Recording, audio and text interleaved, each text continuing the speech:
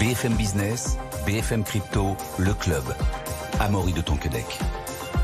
Bonjour à tous, c'est le club BFM Crypto, soyez les bienvenus, j'espère que vous allez bien. Les États-Unis vont-ils faire chuter le cours du Bitcoin Ils s'apprêtent à vendre près de 117 millions de dollars de Bitcoin saisis dans le cadre de l'affaire judiciaire Silk Road. Et puis, quelle place pour les femmes dans le Web3 ? On en parle dans un instant avec Pauline Armandet. Bonjour Pauline. Bonjour Amaury. Notre journaliste à BFM Crypto. Et ensuite, les ETF Bitcoin Spot, que change-t-il concrètement pour les investisseurs et les professionnels ? Et puis, aurons-nous prochainement un ETF Ethereum Spot ? On parlera aussi du stacking, puisque Christine Lagarde prévoit, je cite, de s'en occuper lors de la prochaine mouture de MiCA. On parlera de ça dans un instant avec William O'Rourke, associé et cofondateur du cabinet Orwell Avocat. Enfin, on espère, parce que William est actuellement dans les bouchons entre les taxis et les agriculteurs. Donc, on espère que ça va pouvoir se débloquer assez vite. Mais d'abord, nous sommes en ligne avec Alexandre Baradez. Bonjour Alexandre. Bonjour Maurice, bonjour à tous. Chef analyste chez IG. Alexandre, le Bitcoin, après être passé sous les 39 000 $ en début de semaine dernière, le cours s'est repris et cela fait maintenant 3 jours qu'on latéralise au niveau des 42 000. Oui, effectivement. Si on se souvient bien, la semaine dernière, on était ensemble sur votre plateau et on parlait de la zone des 38 000 $ comme une zone d'atterrissage potentiel pour la correction du Bitcoin. Donc on est venu chercher cette zone un petit peu la semaine dernière, 38 600, 38 500. Et effectivement, le rebond s'est mis en place. Donc je continue de voir le mouvement, si vous voulez, depuis quelques semaines comme un mouvement si vous voulez, de normalisation, un petit peu, un mouvement de digestion après l'énorme rallye qu'on a connu de octobre, en gros, jusqu'à quasiment la mi-janvier, énorme rallye qu'on est en train de digérer, un peu le sales de news post-validation des ETF. On a aussi la question des banques centrales qui va être assez centrale, c'est le cas de le dire, cette semaine avec les réunions de la Fed. Cette semaine, je pense que, vous avez parlé effectivement des thèmes un peu liés au volume et au Bitcoin qui vont venir sur le marché, notamment dans les affaires judiciaires. Il y a aussi beaucoup, je pense, cette semaine, la question de l'aspect monétaire, en fait, à surveiller avec les réunions de la Fed mercredi, parce qu'on rappelle que le marché considère que la Fed est en mesure de faire des annonces potentiellement sur un éventuel calendrier de baisse de taux et certains estiment que potentiellement le mois de mars sera le mois de la première baisse de taux de la Fed. Et donc le marché s'est un peu positionné par rapport à ça, que ce soit le marché obligataire, le dollar, etc. Et ce qu'on va essayer de voir, c'est si Jérôme Powell abonde dans ce sens-là à partir de mercredi, ce qui à ce moment-là détendra un peu tout le monde, les taux, le dollar, et ça pourrait bénéficier au Bitcoin. Mais si en revanche on a un Jérôme Powell ou une Fed, plus globalement, via un communiqué qui repousse un peu ce sentiment de la première baisse de taux plutôt T2 voire T3, même s'il ne le dit pas explicitement, mais qui donne ce sentiment-là dans la communication, ça par contre, ce serait vous voyez, ça, je dis pas que ça accentuerait beaucoup le mouvement qu'on observe depuis des semaines, mais ça maintiendrait un peu le Bitcoin dans cette zone des 40 000, ça le fera passer un petit peu en dessous. Je continue de penser que c'est quand même de très bons points d'entrée pour ceux qui sont dans l'accumulation, si vous voulez, qui avaient raté par exemple le rallye à 49 et qui se disent voilà, est-ce qu'il faut y aller maintenant ou pas. Si vos horizons, c'est plusieurs mois d'investissement, oui, ce genre de trou d'air, c'est vraiment pour le vous, Alexandre, on achète les creux. Mais par contre, voilà, très court terme, si vous voulez, on attend vraiment des signaux de reprise tangibles, forts et dynamiques. Moi, à ce moment-là, je serais plutôt sur les stratégies court terme, j'attendrais plutôt les 46-47 pour commencer à envisager de nouveaux signaux d'achat tout de suite. Pour l'instant, je pense qu'on est encore dans la phase de digestion et on pourrait même tout à fait revoir un peu sous 40 000 post-Fed si elle déçoit un petit peu les investisseurs. Voilà, donc à court terme, la décision de la Fed mercredi à surveiller pour le Bitcoin, et pas que d'ailleurs pour l'ensemble des marchés, mais le Bitcoin pourrait être pas mal influencé par ce que va dire Jérôme Powell mercredi. Merci beaucoup Alexandre, chef analyste chez IG, d'avoir été avec nous. Bonne journée, bonne soirée. Pauline, toujours dans le cours du Bitcoin, on le disait il y a quelques instants, du coup le gouvernement américain pourrait faire chuter le cours du Bitcoin. Donc qu'est-ce que c'est que cette histoire ? Donc il s'apprête potentiellement à vendre 117 millions de $ de Bitcoin qui ont été saisis dans l'affaire de Silk Road. D'ailleurs, est-ce qu'on peut peut-être en une phrase resituer l'affaire Silk Road, Pauline ? Oui, Silk Road, c'était un site web qui permettait, il y a déjà vraiment un peu plus de 10 ans, d'acheter de nombreux services illégaux et notamment en utilisant la crypto-monnaie Bitcoin. Et c'est vrai qu'en novembre 2022, le gouvernement américain, dans le cadre en fait de cette affaire qui a été traitée, a récupéré l'équivalent de 50 000 bitcoins. Et donc là, on est en novembre 2022 et quelques mois plus tard, les États-Unis ont annoncé qu'en fait, évidemment, ces bitcoins saisis, ils allaient être vendus, notamment pour pouvoir rembourser les clients qui ont été victimes de cette affaire. Et en mars 2023, le gouvernement américain avait déjà vendu l'équivalent de 9000 bitcoins Et en vendant ces bitcoins, il avait déjà fait chuter le cours de la crypto-monnaie. Et c'est vrai que ça avait particulièrement inquiété les investisseurs. Et là, comme tu disais, effectivement, il y a de nouveau cette question qui se pose de est-ce que les États-Unis vont fragiliser à nouveau le cours de la crypto-monnaie parce qu'ils s'apprêtent à vendre l'équivalent d'un peu plus de 2900 bitcoins, donc 117 millions de dollars en bitcoin. Ils l'ont annoncé il y a quelques jours. Et de la même manière qu'ils avaient perturbé le cours du Bitcoin avec cette première vente, là, cette deuxième vente, même si on ne sait pas à quelle période ça sera exactement, ça peut de nouveau fragiliser la reine des crypto-monnaies. Et on sait pourquoi ils essaient de le vendre maintenant, parce qu'ils pourraient se dire, s'ils croient au marché crypto, entre guillemets, ils pourraient se dire, tiens, on pourrait les vendre un peu plus tard. Le temps que le Bitcoin prenne un peu plus de valeur, maintenant qu'il y a les ETF, on sait pourquoi ils les vendraient maintenant. En fait, en mars 2023, les États-Unis avaient vraiment donné un calendrier assez clair en disant entre 2023 et 2024, on s'engage en fait à vendre l'équivalent de nos 50 000 bitcoins. Ils avaient déjà liquidé 9 000, là ils vont en liquider à peu près 3 000. Ils n'avaient pas donné d'échéance vraiment précise, mais ils avaient quand même donné ce calendrier de 2023-2024 pour pouvoir en fait se débarrasser des bitcoins. Parce que, il faut le savoir, les États-Unis, c'est le pays le plus gros détenteur de bitcoins. On est à plus de 215 000 bitcoins qui ont été saisis par les États-Unis dans le cadre de différentes affaires judiciaires. C'est uniquement des bitcoins saisis, hein. C'est pas l'État américain qui a acheté des bitcoins pour faire des réserves comme l'or par exemple. Là, c'est que de la saisie. Oui, c'est que de la saisie dans le cadre d'affaires judiciaires. Il y a Silk Road, il y a aussi... il y a eu aussi le piratage d'une plateforme crypto, Bitfinex. C'était il n'y a pas si longtemps que ça, et en fait ça a amené notamment le gouvernement des États-Unis à récupérer une certaine quantité de Bitcoin. Et c'est vrai que comme c'est quand même le plus gros détenteur de Bitcoin, il peut avoir certains effets sur le cours de la crypto-monnaie, notamment dans le cadre de vente, parce qu'on le sait, dans l'écosystème crypto, les gros détenteurs de Bitcoin, on les appelle les baleines Bitcoin, même si baleine Bitcoin, c'est plus de 1000 Bitcoins. Donc là, les États-Unis sont largement au-dessus des 1000 bitcoins en termes de détention. Mais ces acteurs qui détiennent beaucoup de bitcoins peuvent avoir une influence sur son cours. Bon, bien sûr, à ça, on verra. Enfin, on essaiera de voir quand les États-Unis les vendent. D'ailleurs, on peut savoir quand est-ce qu'ils les vendent ou alors c'est pas vraiment public. Ils n'ont pas donné évidemment de calendrier précis parce que ça peut orienter aussi les investisseurs en termes de spéculation sur le marché. Donc il n'y a pas de calendrier précis, mais comme ils en ont parlé la semaine dernière, ça ne devrait pas non plus trop tarder. Je pense qu'ils ne perdront pas trop de temps, d'autant plus que ils ont quand même encore... donc là, s'ils ont fait 9 000, ils vont en vendre 3 000. Ils ont encore... au moins 40 000 bitcoins à devoir liquider d'ici fin 2024. Donc, il va falloir qu'ils... Deux choses à surveiller à court terme sur le prix Bitcoin. On le disait avec Alexandre Baradez au téléphone. Réunion de la Fed ce mercredi et la potentielle vente d'un certain nombre de bitcoins, valeur estimée en tout cas aujourd'hui à 117 millions de dollars par les États-Unis. Pauline, il y a aussi un autre sujet, mais cette fois-ci on retourne en France, c'est la place des femmes dans le Web 3. La grande question, c'est faut-il organiser un grand débat féministe dans l'univers des crypto-monnaies? Il y a notamment la plateforme française CoinHouse qui a publié un livre blanc la semaine dernière et qui prend position. Est-ce que vous pouvez nous en dire plus? Oui, alors la semaine dernière, c'était au Palais Brongniart. Il y a eu beaucoup de membres de l'écosystème crypto qui se sont réunis pour effectivement aborder ce sujet crucial et essentiel de la place des femmes dans l'univers du Web 3 et des crypto-monnaies.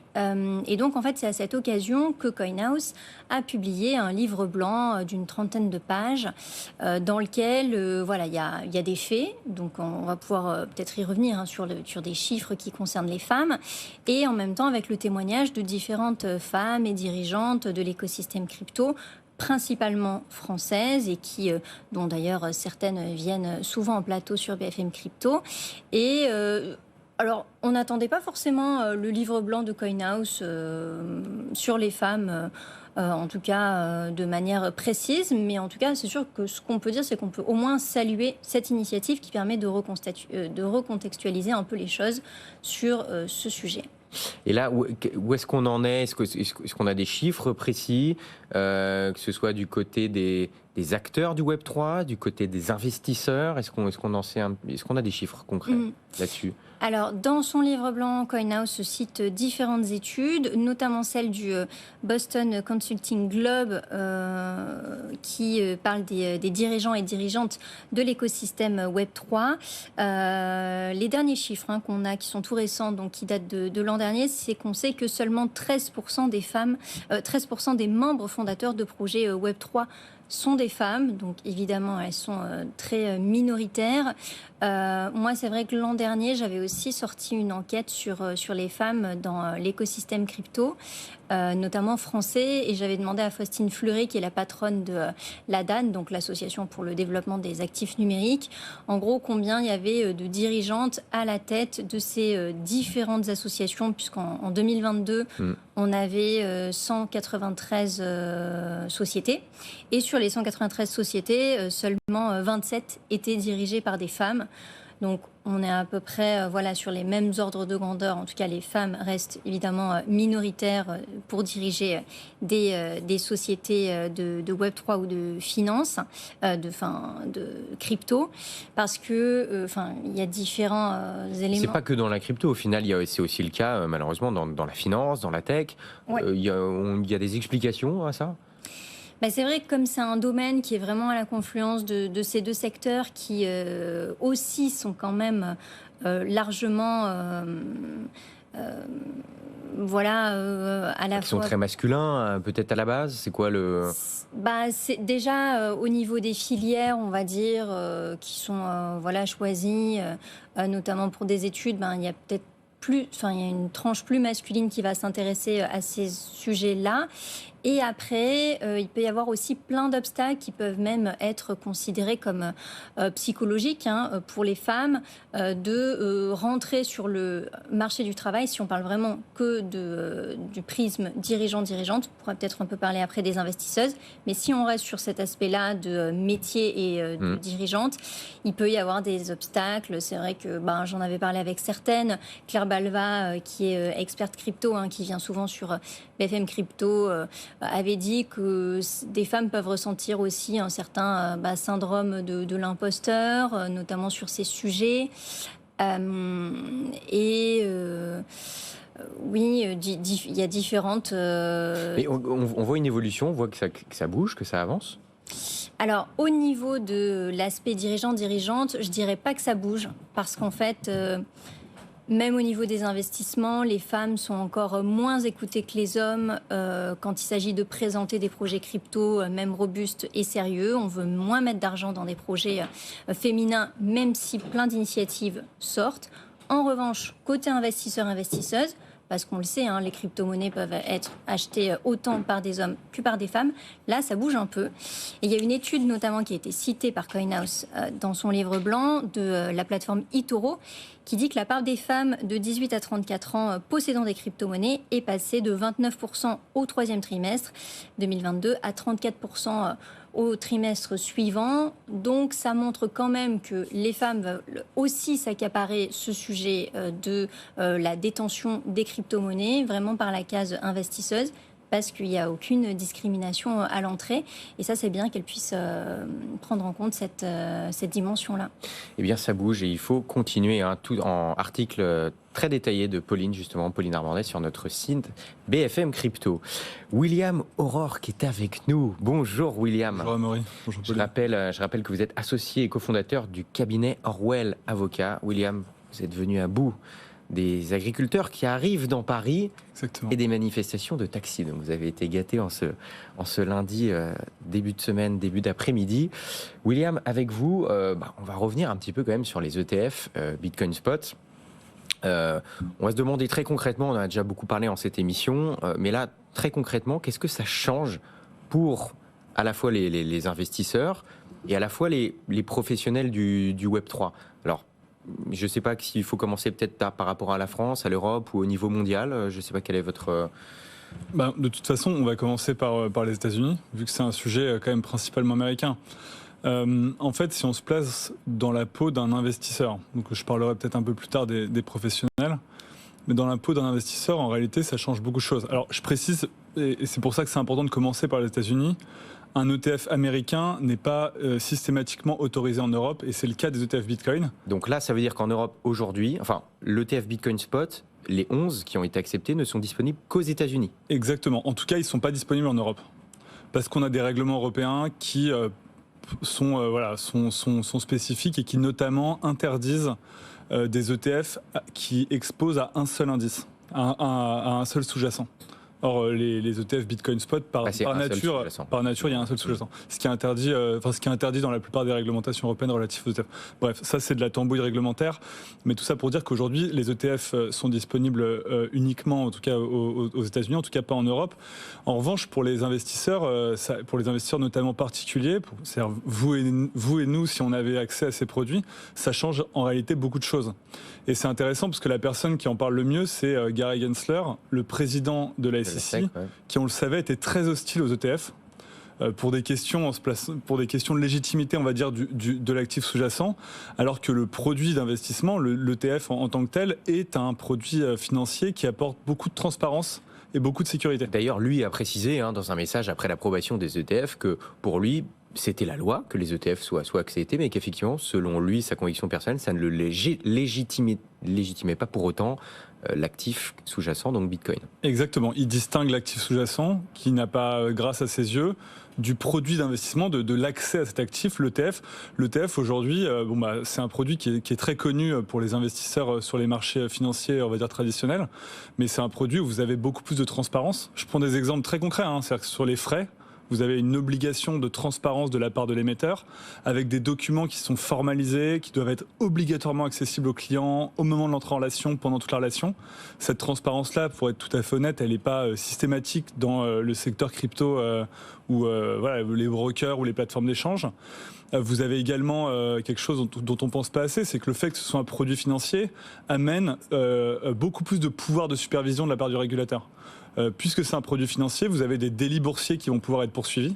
C'est-à-dire des gens qui font des manipulations de cours sur des ETF Bitcoin pourront être poursuivis par la SEC aux États-Unis ou même par des régulateurs. Ce que vous nous dites là, c'est plutôt positif pour les investisseurs du coup. Donc ça veut dire que plus de transparence sur les frais, moins de manipulation de marché a priori, en tout cas plus de barrières à l'entrée, de risques pour ceux qui souhaiteraient le faire. Exactement. Notamment, on parle beaucoup des influenceurs et de tout ce qui se passe sur les réseaux sociaux. Ils vont rentrer dans le champ. Alors après, encore une fois, je distingue l'ETF de l'actif sous-jacent. Oui, bien sûr. Mais en tout cas, au niveau des ETF, vous allez avoir et puis vous allez avoir un autre exemple qui est évident. Dans la crypto, le secteur crypto a connu des défaillances d'acteurs. On pense tous à FTX.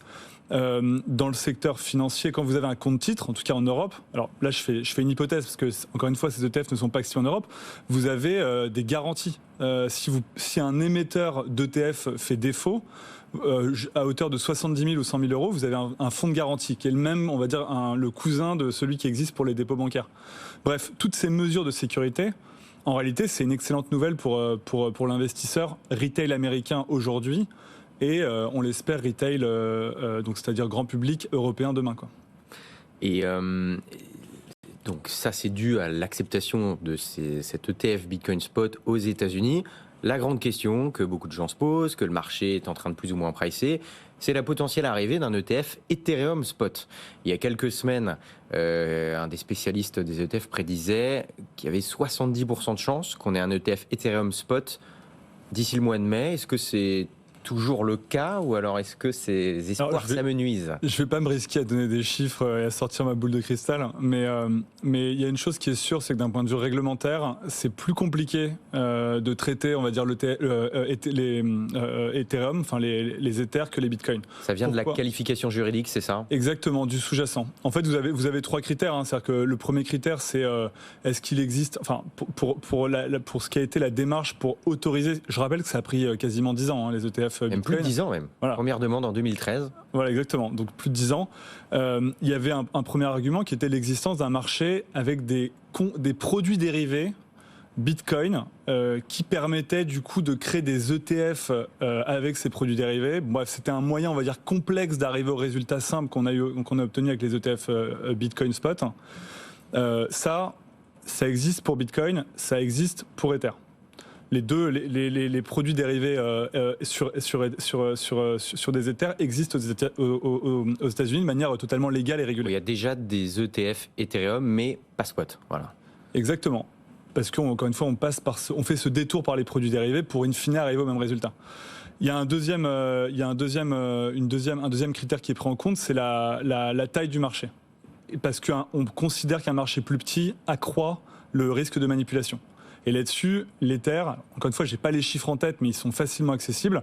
On est sur un marché qui doit être 3 à 4 fois inférieur à celui du Bitcoin. Donc ça, étant entendu que le Bitcoin est déjà un marché qui n'est pas énorme, quand on se met dans la grande famille, on va dire, des actifs sur lesquels il y a des ETF.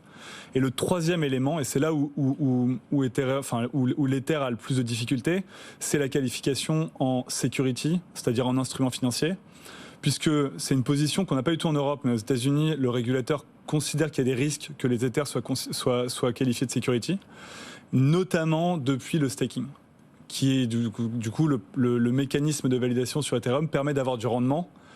Et tout ça crée, à mon sens, une complexité réglementaire qui... moi, je ne m'avancerai pas à annoncer un ETF Ethereum Spot dans les prochains mois, mais après... je pense que ça arrivera un jour, mais ça va être une route encore assez longue, je pense. Oui, puis on notera que pour l'instant, la régulation crypto Web3 aux États-Unis est quasi inexistante, voire inexistante. Hein. Là, ce qui jalonne un petit peu, c'est l'arrivée de cet ETF Bitcoin Spot, mais à part ça, il n'y a pas de texte réellement précis, et ça risque pas de changer, a priori, avant l'élection américaine du mois de novembre cette année. Si régulation il y a, ce serait a priori après le mois de novembre. Et justement, le stacking, on va en parler parce que c'est une activité qui est de plus en plus répandue. On a même une société française qui a levé plusieurs millions d'euros récemment et qui est très en forme dans ce domaine-là. Et les institutionnels s'en saisissent pas mal. On a Mika qui arrive à la fin de l'année, et Christine Lagarde, elle, prévoit de s'occuper du stacking. En tout cas, c'est ce qu'elle dit. Qu'est-ce qu'elle entend par là ? Voilà, c'est une prise de position qui avait été déclarée. Alors, c'est une déclaration, donc ça n'a pas valeur normative, etc. Il y a aussi un autre sujet intéressant, c'est qu'il y a un organisme qui s'appelle l'IOSCO. En gros, c'est une espèce d'organisme international qui qui donne des recommandations sur comment doivent être encadrés les instruments financiers dans le monde. Tout ça étant consultatif, mais ça a quand même un pouvoir moral, ça donne des lignes directrices pour les régulateurs, qui a récemment sorti un papier sur la DeFi qui inclut un peu de staking, et clairement ils avaient une position où pour eux il y avait des risques, et qui dit risque dit réglementation. Cela étant dit, aujourd'hui le staking n'est pas régulé. Et c'est pour ça d'ailleurs, c'est ce qui est intéressant dans la société Kiln que vous avez mentionné, c'est qu'ils proposent un service où ils permettent à des intermédiaires, par exemple des plateformes d'échange ou même n'importe quelle entreprise, toute une solution technique pour proposer du staking, ce qu'on appelle du staking as a service. Ils peuvent le faire parce qu'aujourd'hui c'est une activité qui n'est pas régulée, qui n'est pas régulée financièrement. Pourtant, le staking, le fait que l'activité, on va dire, cœur ne soit pas régulée, ne veut pas dire que le secteur ne draine pas des activités qui sont régulées. Et c'est là où, en fait, le staking, à mon avis, fait face à un risque réglementaire assez fort. Il y a deux principaux aspects. Le premier, c'est que c'est un mot valise. C'est-à-dire qu'on a tendance à tout mettre dans le staking. On parle de la personne qui va faire du staking elle-même. Ça peut désigner des livrets d'épargne crypto qui, en réalité, derrière, il n'y a rien de staking. Et puis on a eu aussi, il y a quelques semaines, la question de la fiscalité du stacking. C'est-à-dire à un moment, on voulait, et c'est peut-être encore le cas, mais pour l'instant, ça a été mis en pause, taxer les plus-values du stacking. Et ça, le problème, c'est que c'est hyper compliqué. Mais c'est hyper compliqué à faire. Hyper compliqué. C'est logique juridiquement, mais ça revient à une absurdité sur le plan pratique et pour le contribuable. Voilà. Et l'autre chose, c'est que le staking, aujourd'hui, vous avez toute une filière et tout un tas d'activités liées au staking qui se développent, notamment ce qu'on appelle le liquid staking, c'est-à-dire le fait que vous pouvez créer un token qui va représenter votre participation à une pool de staking. Ce token représente donc non seulement par exemple, vous avez mis 3 Ethers dans un nœud de validation sur Ethereum, et ben ce token va être un peu la clé d'accès à ces 3 Ethers, plus la clé d'accès aux rendements qui vont être générés par ces 3 Ethers. Et ce token-là, ce liquid staking token, lui-même après peut être utilisé pour faire des produits dérivés, etc. Et en fait, on se rend compte qu'au-dessus du staking, il y a toute une industrie, une micro-industrie financière qui est en train de se créer. Et cette industrie financière, à mon sens, elle ne pourra pas ne pas être régulée d'une manière ou d'une autre dans les prochains... J'aurais eu tendance à dire les prochaines années, mais là, je pense que ce sera les prochains mois. Là, ça va arriver très vite. Là, il nous reste quelques secondes. C'est quoi la prochaine étape là, en termes de réglementation du stacking qu'il faut surveiller de près ? Toutes les activités DeFi liées au staking vont, à mon avis, on va pas tarder à avoir vous me pardonnerez l'expression, mais des coups de pression du régulateur. Aujourd'hui, il apprend et il analyse, mais il va de plus en plus vite, évidemment. Et je pense que demain, on va commencer à voir un peu une technique du bois. C'est-à-dire qu'on va passer par les intermédiaires régulés, on va passer par les applications mobiles sur l'Apple Store, etc., pour que peu à peu, ces activités financières ne soient plus accessibles au grand public. Eh bien, on suivra tout ça. Merci beaucoup, William O'Rourke, associé et cofondateur du cabinet Orwell Avocat, d'avoir été avec nous. Pauline Armandet, également, journaliste BFM Crypto. D'ailleurs, votre newsletter sort ce soir à 18h. Abonnez-vous si ce n'est pas déjà fait. Merci d'avoir été avec nous. Bonne journée, bonne soirée. À demain à 15h. BFM Business, BFM Crypto, le club.